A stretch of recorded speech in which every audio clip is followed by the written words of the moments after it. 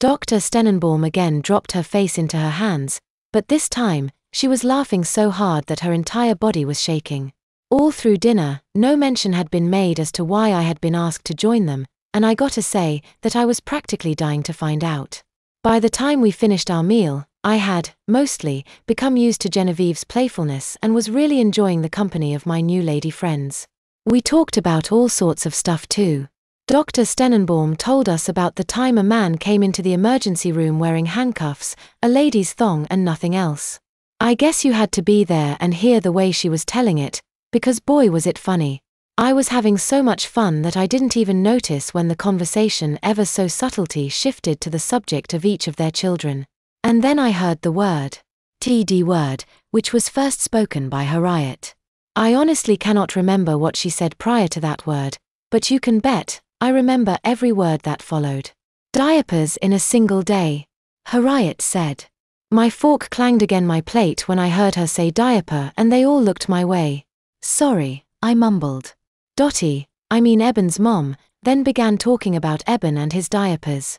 No kidding, right there at the table where God and everyone else could hear. She talked about his need for diapers as if it was the most normal thing to discuss at a place like the Pine Club. And then Genevieve said, well, as you know, I kept all 3 of my boys in diapers until they left for college and they are all better men today because of them. And then she hiccuped, because she had already had at least 3 more glasses of gin since I had arrived. Lord knows how many she had before I got there. I couldn't believe my ears. Every one of these ladies was talking about how they diapered their children, and I don't mean babies and toddlers, but school-aged boys. And then Dottie turned all attention to me. And how I ever managed without the wonderful diaper case Max gave me 2 weeks ago, I do not know. She then reached under her chair and produced the green, zippered notebook I'd given her at Gulliver's Mountain. I can't tell you the number of times I have dreaded lugging the heavy diaper bag around for Eben. She said, laying the folder in the middle of the table. Open. It has everything. Powder, wipes, cream and of course diapers. All in a completely generic case, she said, pulling each item out and showing it to all the ladies. Genevieve then asked me, where on earth did you come up with such a simple, and yet brilliant idea? Have you ever seen those old black and white cop shows where they put a guy in a room, shine a bright light in his eyes and then grill him for hours with questions? Well, that is exactly how I felt at that moment. When I didn't say anything, Dottie asked me, you did say that you came up with this idea, right? Yes, ma'am. I said, forgetting that this was supposed to be informal. For your little brother, she asked. I don't have a little broth. Oh, you mean Damien? I said, remembering that she had seen me changing Damien's diaper at Gulliver's Mountain. Damien isn't my little brother, I said, and then I told them how I had ended up as Damien's babysitter/big brother, and God help me, once I got started talking, I couldn't stop myself.